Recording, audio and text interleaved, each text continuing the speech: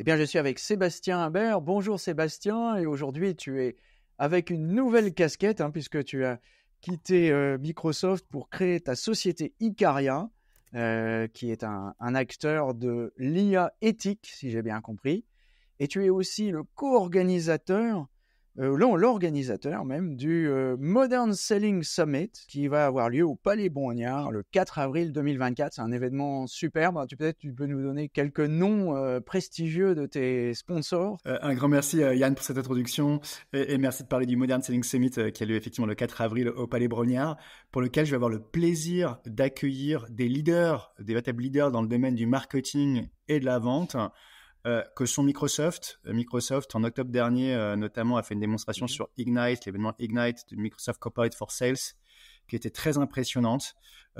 Beaucoup de personnes entendent parler de copiloting, de copilot aujourd'hui, et va faire une démonstration en lien avec un autre sponsor qui est Seismic. Seismic qui est un leader dans le domaine du Sales Enablement, et montrer comment la combinaison de Copilot et de Seismic peut avoir un véritable avantage concurrentiel sur le marché. Et ça va être très intéressant parce que c'est des cas très concrets, des use cases très concrets autour de l'IA. Deux autres sponsors fantastiques. Il va y avoir HubSpot autour de cas en matière d'account-based marketing, de CRM, et puis au final de comment en fait les outils, c'est très bien, mais à l'ère du client qui est de plus en plus autonome, comment ces outils avec le bon niveau de gouvernance peut aider à développer une relation commerciale de qualité dans un contexte où il est de plus en plus difficile de vendre. Et du coup, transition sur l'autre sponsor, sur les 4 sponsors que j'ai pour l'événement, qui est LinkedIn, les équipes de LinkedIn Sales Solutions, qui va parler notamment de tout ce qui est fait autour de la Deep Sales, de leur solution de Deep Sales, en lien avec leurs données qui sont de très grande qualité. Alors ça, c'est un programme très alléchant. D'ailleurs, on affûte notre stylo parce que Visionary Marketing sera présent toute la journée sur l'événement. On ne veut absolument pas rater ça. Alors, un des sujets du jour, même le sujet phare du jour, bien entendu, c'est l'IA générative pour le business. Et donc là, j'ai un millier de questions pour toi. La première, déjà, c'est quelles sont les facettes du marketing ou de la vente qui sont les plus impactées par l'IA générative ?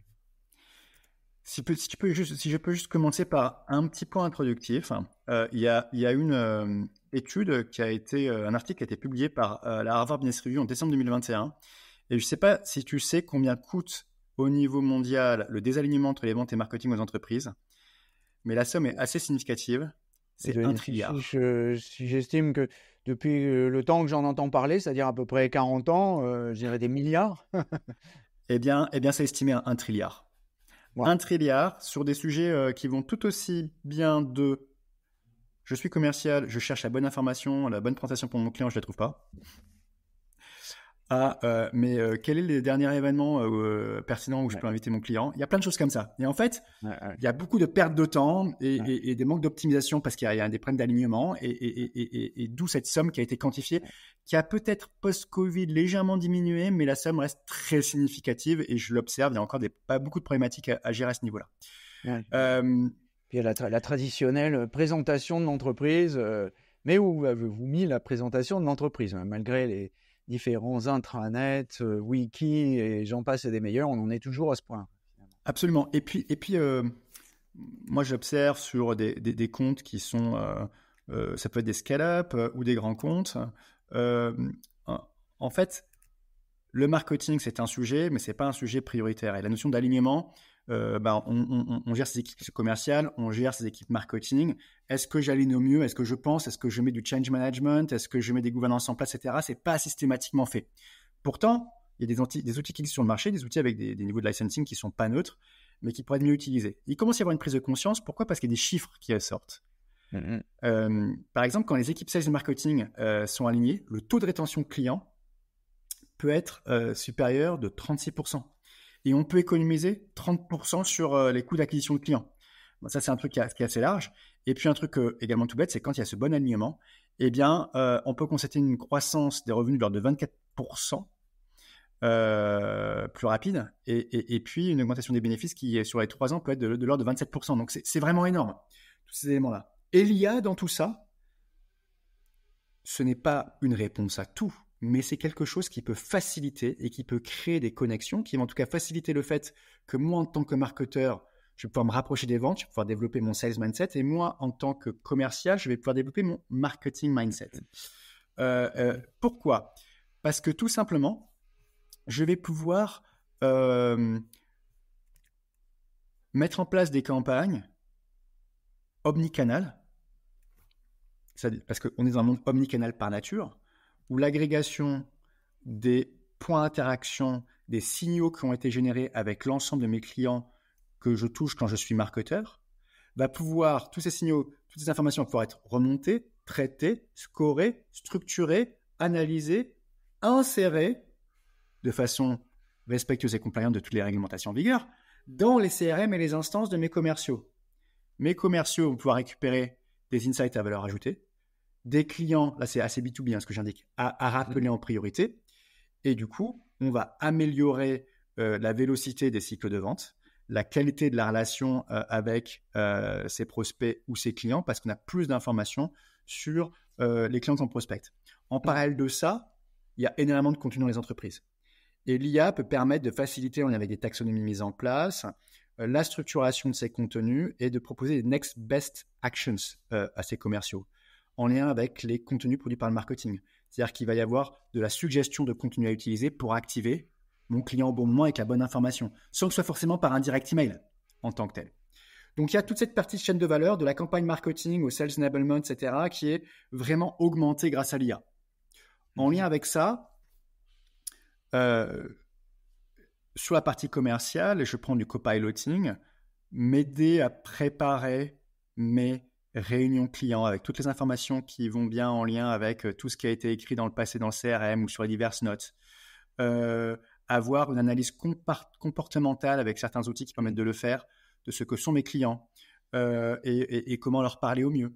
D'avoir ensuite un résumé de la réunion qu'on a eue avec le client et de pouvoir permettre à mon directeur commercial ou au CEO de la boîte de pouvoir faire en simple requête des questions qui vont permettre de savoir ce qui s'est passé et de suivre ce qui est en cours, de pouvoir mettre en relation les bons dispositifs marketing en follow-up de meeting de vente. Tout ça, c'était des scénarios qui étaient absolument impossibles il y a 3-4 ans. C'était impossible. L'IA le permet. Là, c'est des scénarios B2B, mais bien sûr, en B2C, on rentre dans des aires d'hyper-personnalisation, de production de contenu à échelle. Et là, je vais faire un petit spotlight pour quelqu'un que j'apprécie beaucoup, qui a mis 5 ans à développer son produit, que moi, je n'utilise pas en tant que tel, mais que je trouvais hyper intéressant, aussi bien pour des agences que pour des grands annonceurs. Olivier Reynaud a créé Aive, c'est un des cofondateurs de Tids. Ça fonctionne aussi bien en B2B en B2C, mais par exemple, il y a de plus en plus de vidéos.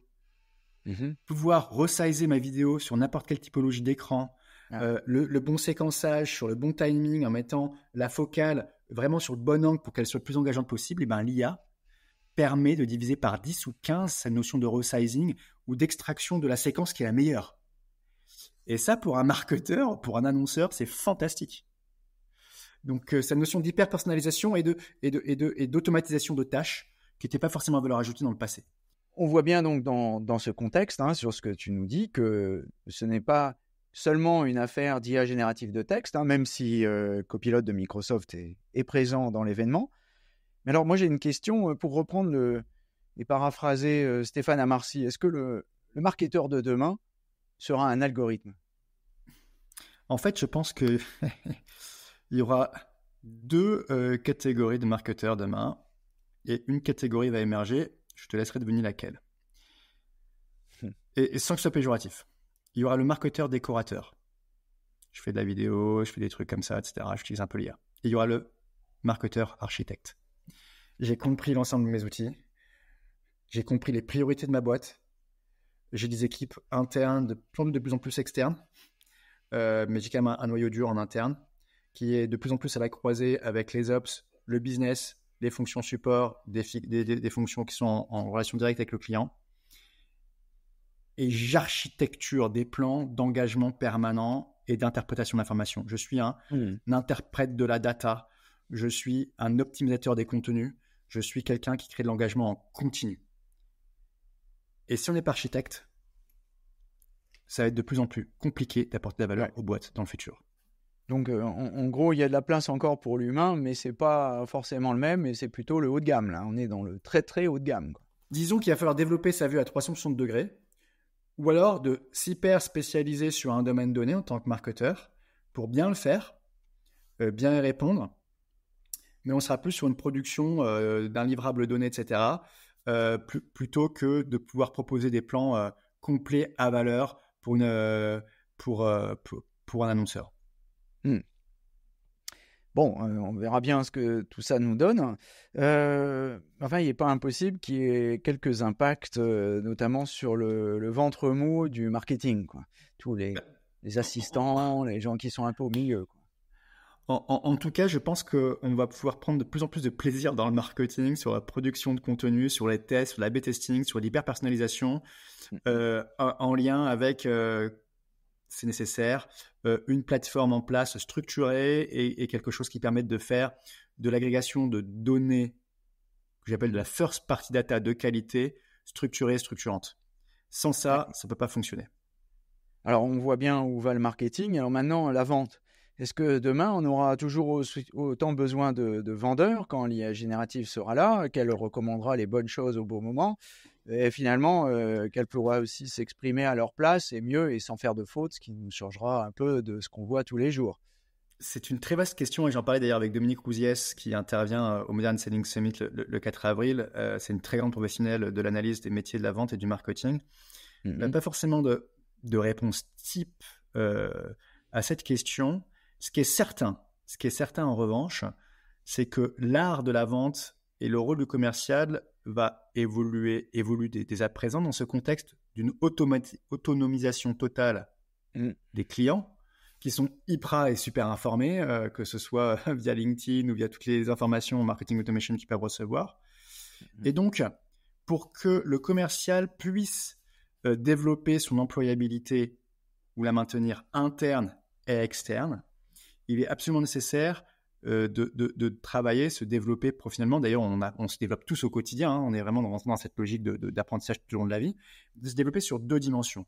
Une dimension tech, où j'apprends à utiliser les techniques de l'IA pour préparer mes meetings, pour les follow-up. J'apprends à faire des prompts de qualité. J'apprends sur un prompt à le relire, à l'enrichir avec mon métier, avec mon savoir-faire, parce que si je fais un prompt qui est servi by design par ChatGPT, ne sera pas forcément efficace en tant que tel. Il faut savoir l'adapter. Il faut savoir faire son métier, on en parlait tout à l'heure. Mais il faut se former, parce que ce n'est pas forcément implicite au départ. Hein. Il y a vraiment tout un travail d'apprentissage. Il faut que je comprenne la logique d'IA, de LLM, etc.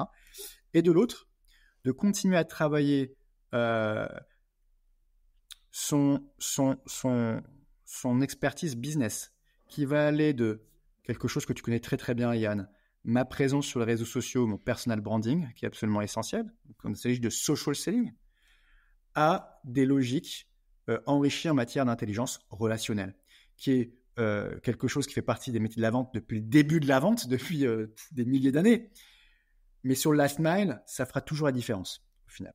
Donc, comment je développe mes compétences tech et business de façon beaucoup plus forte qu'auparavant, avec cette composante relationnelle sur la partie business qui est fondamentale.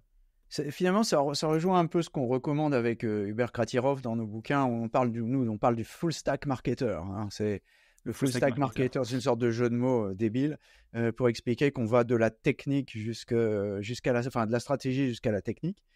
Et j'ai l'impression qu'on a ça aussi sur le vendeur. On doit avoir des full stack sellers, ou je sais pas, un truc dans le genre. Et j'ai l'impression qu'en fait, ça tire l'expertise vers le haut et puis peut-être aussi vers le bas. C'est-à-dire il va y avoir un peu les OS du 21e siècle et puis de l'autre côté, les architectes, comme tu les appelles. Et puis que ça va tirer un peu aux deux côtés, non?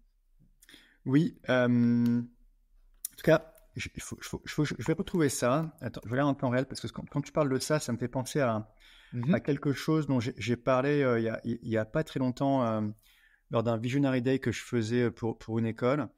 En fait, quand on dit que ça tire vers le haut, et ben avec ChatGPT, il y a des analyses qui ont été faites que tu donnes un travail à faire en tant que patron, en tant que responsable à tes équipes sans ChatGPT ou sans l'IA. tu auras cette dichotomie entre les très bons qui vont bien le faire en temps en heure et puis un peu plus qui vont moins bien le faire. C'est Harvard, je crois, qui a fait ça. Mais oui. C'est la Harvard Business Review. C'est Harvard qui a fait ça. Ouais. Exactement. Et en fait, je crois que c'était sur 750 collaborateurs que ça avait été fait. Et tu fais la même chose avec l'IA. Et ben en fait, tu as plus de personnes qui le font bien en temps en heure, voire très bien. Donc, ça peut tirer vers le haut quand tu l'utilises bien. Ouais. Et du coup, tu as des personnes qui peuvent être bonnes dans un domaine, mais pas très bonnes, mais qui, par leur alignement avec la culture de la boîte, leur engagement, leur volonté, leur savoir-être, finalement, vont être meilleures que d'autres grâce à l'IA. Donc, c'est pour ça que ce copilote peut être absolument bénéfique et que j'y crois beaucoup. Il y a aussi un point qui est intéressant sur le métier de vendeur, donc de commercial dont tu parlais tout à l'heure, c'est la compréhension de qui est l'individu. Donc, je parlais d'intelligence relationnelle, mais cette intelligence relationnelle peut être véritablement augmentée grâce à l'IA. Et je prends un outil, je ne sais pas si tu connais Human Linkers, par exemple. Human Linkers, c'est fantastique parce que dans un cycle de vente B2B, tu peux faire un panorama des contacts clients engagés sur un compte. Ça va te permettre d'avoir une analyse comportementale de cette power map avec laquelle tu vas interagir, de proposer des messages préétablis, de faire en sorte que ces messages soient séquencés en fonction de tes cycles de vente, de lister pour ton profil LinkedIn, pour un email, etc. Et moi, j'ai testé, j'étais très impressionné par la qualité de ce qui était proposé par l'IA. Après, bien sûr, il faut se l'approprier, il faut la rédiger, l'adapter, mais magnifique. Et donc ça, c'est des scénarios qui étaient juste absolument impossibles il y a 2-3 ans. Et pour moi, il y a 2 dates, il y aura 3 dates d'ailleurs. Il y a eu 2014 avec, pour moi, c'est l'année de la démocratisation du cloud à échelle. Qui a permis l'émergence de la data stockée dans des data centers à échelle avec des services cloud et toute cette accélération, qui a permis l'émergence de modèles qui existent depuis des années, de pre-trained modèles. Mais tu as le 30 novembre 2022, bien sûr, avec la démocratisation à échelle de l'accès à l'IA au niveau planétaire. Vous connaissez tous ces courbes d'adoption de ChatGPT, de tout ce qu'il y a derrière. Au début, qui a commencé, comme je disais, plutôt avec du texte, mais aujourd'hui, c'est du texte, c'est de l'image, c'est du son. Et on le voit avec Sora, là, qui est pas accessible au plus grand nombre, mais qui est pas encore accessible complètement, mais qui permet de faire qui va permettre de faire de la vidéo en prompt. Donc ça explose, mais donc 30 2022, c'est une étape à part entière. Et puis l'autre, après, je connais pas toutes les réponses, mais j'ai bien sûr précommandé le bouquin. Moi, j'étais très marqué en 2012 par la lecture de The Singularity is Near, écrit par Ray Kurzweil. Qui a été en charge, qui a créé la Singularity University, qui a été chez Google aussi, qui est un très grand inventeur. Il a créé le synthétiseur pour Stevie Wonder. Singularity is Near, ce bouquin qui peut être qualifié de transhumaniste, il est quand même très intéressant, mais il disait qu'en 2029, le test de Turing va être passé. En l'occurrence, il va être passé probablement plus tôt, entre 2024, on va dire, et 2029. Allez, on va dire, disons 2027. Et il vient d'écrire un bouquin qui va sortir, je l'ai précommandé en juin, qui dit « The Singularity is nearer », et encore plus près. Une fois qu'on a passé ce test de Turing, qui a plus de temps de latence, qu'on a de plus en plus de mal à faire la distinction entre l'homme et la machine, et ben on va rentrer encore dans quelque chose de nouveau. Et là, ça va bien au-delà que... Je n'ai pas envie de dire que je m'égare, mais effectivement, on aura des compagnons à très forte valeur ajoutée sur tout le métier, quels que soient les métiers, mais... Sur la partie vente et marketing, on va encore passer un step d'après avec des agents conversationnels pour mes marques qui seront de plus en plus pertinents. On va finir par être dans un monde où c'est déjà un peu le cas d'ailleurs. Il n'y aura plus beaucoup de place pour les moyens. Je n'ai pas dit les médiocres, j'ai dit les moyens. Disons que je pense qu'il y aura de la place pour toutes celles et ceux qui s'engageront dans de la formation continue, qui développeront leur culture, leur créativité, leur logique. Parce qu'en fait, juste avant de ce podcast, on parlait de 2 très vieux acronymes qui existent dans l'informatique depuis très longtemps, les acronymes Vivo et Gigo, Value in, Value out, Garbage in, Garbage out. La valeur que je vais utiliser moi pour interagir avec quelqu'un, c'est tout ce que j'ai appris, c'est ma culture générale, c'est ma compréhension du monde, mes compétences, mes logiques mathématiques et ce que j'ai appris en philo, ce que j'ai lu, mon observation du monde, si j'ai une sensibilité artistique, comment je vais pouvoir la retranscrire et l'affiner. Et là, l'éthique va aussi être très importante et les modèles d'ailleurs de redistributif sont importants. Si Yann Governac est un grand artiste et que l'IA reprend ce qui est vrai, reprend son style, sa tonalité complètement et qu'elle est revendue à échelle, on se pose des questions. Donc effectivement, il faut quand même trouver des modèles redistributifs équitables. Je n'ai pas de réponse en tant que tel, c'est un très vaste débat dans le futur. Alors, donc tout ça nous dessine un environnement, c'est certainement un peu idéalisé, mais bon, à terme, qui change quand même la face du monde de la vente et du marketing. Mais alors, ce qui me frappe aujourd'hui, c'est que je reçois encore à peu près 10 à 15, ça empire même d'ailleurs, 10 à 15 emails, à peu près de n'importe quoi, de gens qui me vendent des choses que je ne pourrais jamais acheter, qui n'ont aucun rapport avec moi, qui me confondent avec d'autres personnes, qui me disent qu'ils ont lu mon article, qu'ils ont lu mon profil sur LinkedIn, mais en fait, comme ils envoient tous le même message standardisé, on voit bien que ça vient de la même IA. Alors, comment on va, puisque tu as parlé de la mise en place de l'IA de manière éthique, comment on va pouvoir un jour se débarrasser de tous ces pingouins là qui nous font n'importe quoi?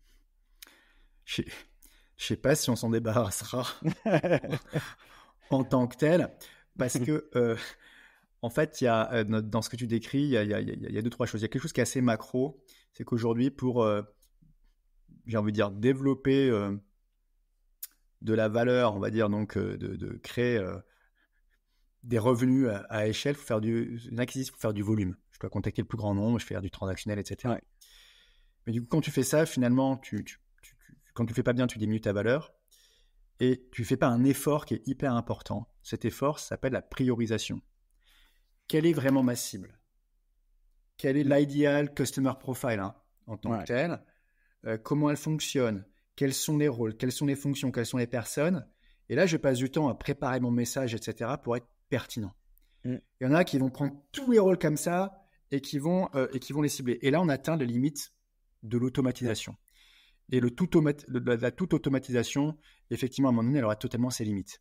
Et c'est pour ça que moi, je crois complètement à quelque chose dont on parle depuis des années, mais il n'y a pas encore des stratégies totalement super établies dans tous les comptes. Je crois beaucoup à la compte-based marketing, à la compte-based engagement, en lien avec des HubSpot, des Adobe, etc., qui le font très bien, mais aussi moi, en tant que... si je suis directeur commercial, directeur marketing, où il y a un bon alignement, je réfléchis à ces stratégies de compte prioritaires et comment je les engage de façon structurée. C'est un effort. Et c'est vrai que pas tout le monde est prêt à le faire. Bon, effectivement, on aura peut-être du mal à se débarrasser sur certains, mais effectivement, plus on va aller monter dans le haut de gamme, dans le B2B, et à mon avis, plus ces démarches-là sont obsolètes. Par contre, les IA, je suis sûr qu'il y aura des IA qui te permettront de faire des barrages à ces messages de plus en plus. Bah, écoute, celle-là, j'ai hâte de la découvrir. Alors, s'il y avait, pour conclure cet entretien, s'il y avait une chose à voir ou à laquelle assister à ce futur summit, qui, je le rappelle, aura lieu le 4 avril 2024, quelle serait la conférence ou l'atelier auquel il faudrait que je m'inscrive? C'est terrible, tu me poses une question, mais extrêmement difficile là. Donc, on a parlé des sponsors au début et les démos qui vont être exposées, montrées, parce qu'il y aura beaucoup de cas concrets en tant que tel. Donc, on en a parlé. Je vais faire du coup deux highlights. Moi, je vais dire deux pour des personnes que j'apprécie beaucoup. On parle beaucoup d'hyper-prompt, de prompt engineering. Donc, l'après-midi, je conseillerais d'aller voir la session de copilotworks.com,